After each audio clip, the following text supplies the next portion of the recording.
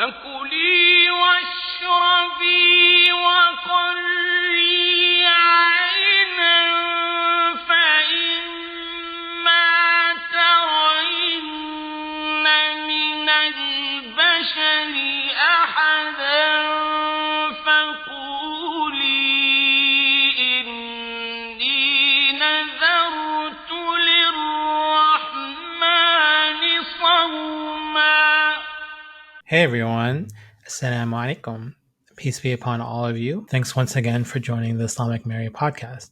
So in the last episode, we talked about the idea of Maryam as a daughter.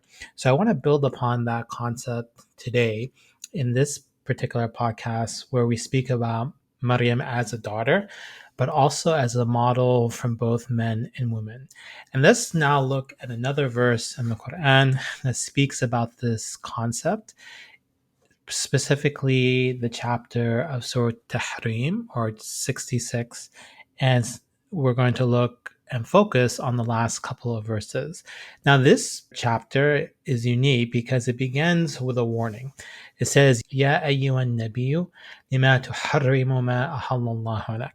So it begins by saying, O Prophet, why have you prohibited something which is permissible? And this is significant because it begins with a conflict between the different wives of the Prophet Muhammad. So the Prophet Muhammad lived in Mecca and he was married to Khadija. And when he moved to Medina, he married several wives. Many of them were widows and orphans. So in this particular scene, in the beginning of this chapter, we see that there's some type of conflict that emerges, and there's different commentaries on what that conflict may be. Now, the end of the chapter is what is significant for our purposes, because the chapter starts to speak about how the wives of the Prophet Muhammad and the believing women could follow the models of righteous women in the past. And it makes an argument that just because one spouse is righteous doesn't necessarily mean that the other one is too. So in the verse 10, the third to last verse starts and says, ضَرَبَ اللَّهُ مَثَلًا لِلَّذِينَ كَفَرُوا إِمْرَأَتَ نُوحٍ وَإِمْرَأَتَ لُوطٍ. It begins by saying that we're going to give you the example of spouses of wives that were disbelievers, that of Noah, Nuh, and the spouse of Lot or Lut.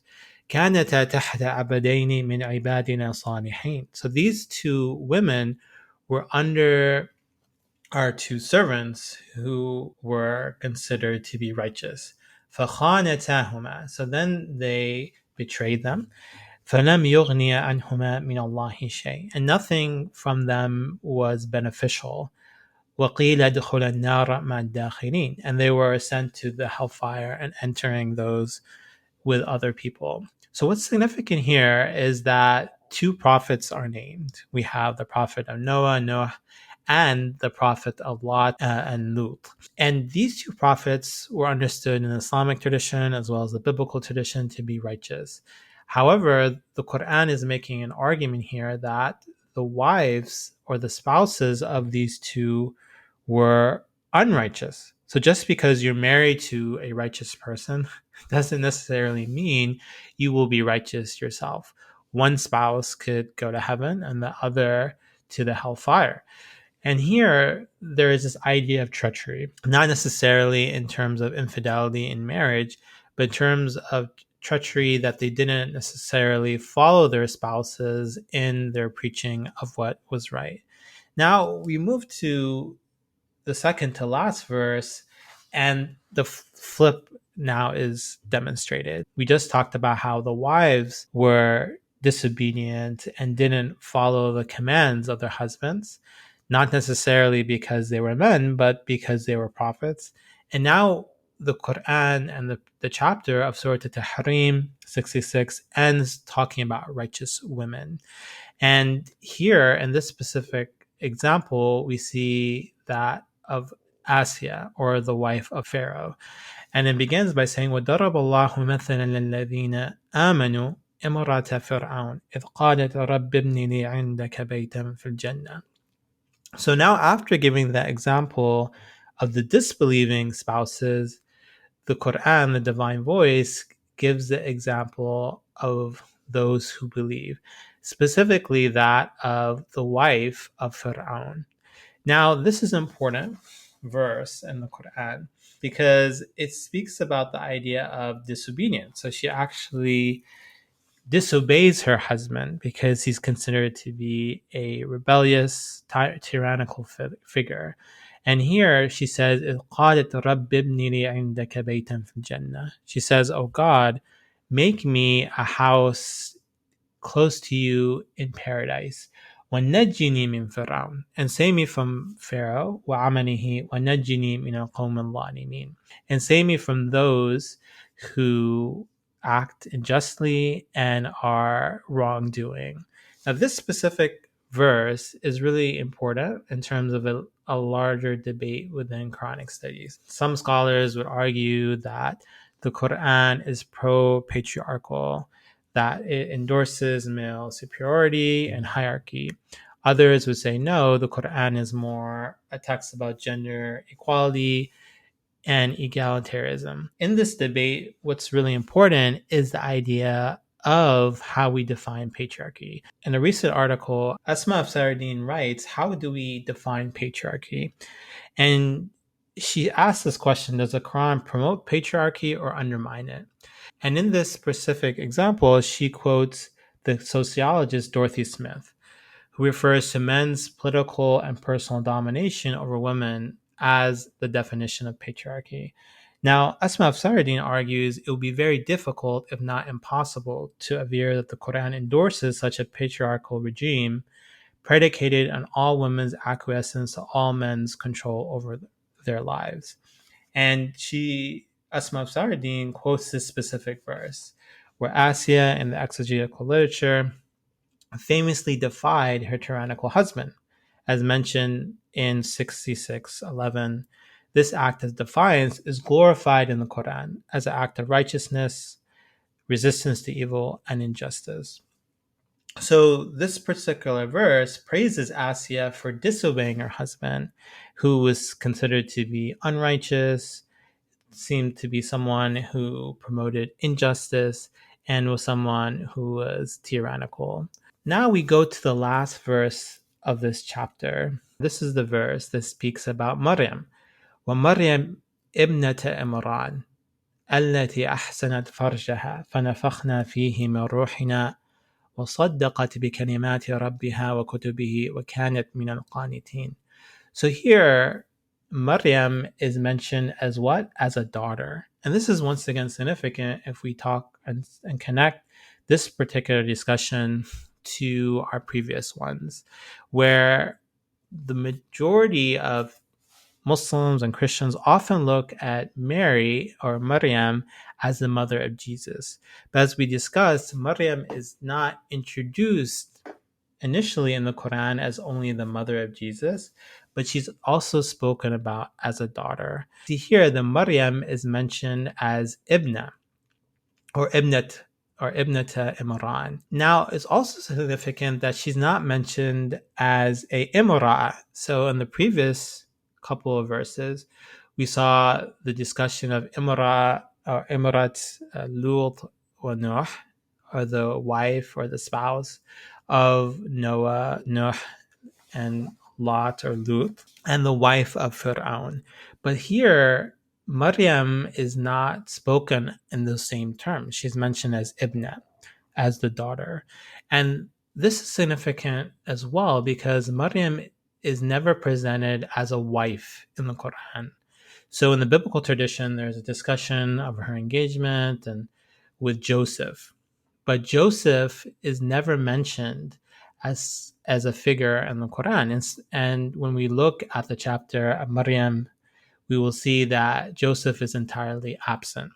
And because Joseph is absent, we see that there's more of a focus on Maryam as a protagonist and more of a focus of her in relationship to God. Now, when we look at this verse, it says that Maryam is a ibna. She is a daughter of Imran. And then it continues and says, التي أحسنت فرجها. So she was someone who guarded her private parts, or she was someone who was chaste. فَنَفَخْنَا فِيهِ مِنْ رُوحِنَا, that she was someone that we blew our spirit into. And this is a reference to the angel Gabriel or Jabril coming and announcing the birth of Jesus. وَصَدَّقَتْ بِكَلِمَاتِ رَبِّهَا, and that she was someone who was truthful. And this goes to her honorific of Siddiqa, that she is someone who is righteous and speaks the truth. And وَكُتُبِهِ وَكَانَتْ مِنَ الْقَانِتِينَ, and she was someone who was devout. This last part of the verse is important because it speaks to the things that all people can emulate, that she is someone who is truthful, that she is someone who was close to God, and she was devout. And we see that this particular noun, qanitin, refers to both men and women. That the verse could have concluded and said, min al-qanitat, she is a devout person and an example for all women. But she was one of the sincerely devout, which includes both men and women. When we look at this verse and we look at this chapter as a whole, we see that there is this conflict between the Prophet Muhammad and his wives. The Quran then moves to talking about these different women. And it makes an argument that just because you're married to a righteous person doesn't mean you're guaranteed salvation, but you have to be righteous yourself. And then it concludes with these two women who are seen as models. The first one is rejecting her husband and his tyranny. And the last one, who is mentioned as an individual, as a daughter, who is a model for all people because she is truthful, she upholds scripture, and that she's devout. And I think it's remarkable that the chapter ends with that of Maryam. And it ends with two Abrahamic figures. First one is Asiya, that is found in the story of Moses, Musa, and then that of Maryam, who is found within Christian and Muslim sources. So the Quran is not necessarily only uplifting Arab women and saying you should follow the example of the Arabs or women during the time of the Prophet Muhammad like Fatima or Khadija, but it's also uplifting women from previous generations and scriptures. So when we conclude, I think these verses and this discussion are important because it deals with the idea of gender equality and the idea of emulation and men and women for each other. So the first element is, and throughout this podcast, we'll be discussing how women and men could be models for one another. And I think one of the challenges that we face is that women often look to other women for guidance and role models, where men often look to other men to find sources of inspiration and a model for them in their life. Is it possible for a woman, for instance, to look at a man and see that they can emulate him, or the other way around? Is it possible for a man to look at a woman and say there are certain traits that she has that I want to embody in my life? And as a father, and as I spoke about earlier in this series, as a father of three girls, I would hope that my daughters would be able to look at me and find certain things that they would like to emulate in their lives.